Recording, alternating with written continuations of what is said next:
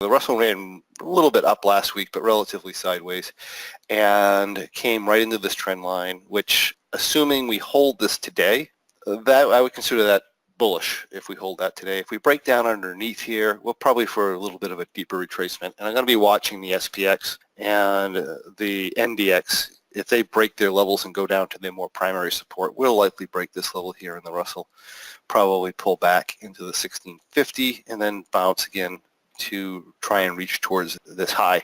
Again, this high is only valid until the vertical line here.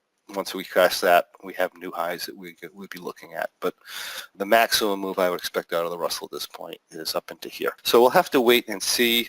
Like I said, the markets are a bit in wait and see mode. This pullback could be important if we break some of the short-term technical support levels, but not important to the point where we're going to switch trend, but important where at least the market is likely to slow down a little bit if we break those levels. Right now, the chart patterns, they just look really bullish, but like I said, we are certainly in kind of a wait and see type of a situation here. So that's what we have for the markets.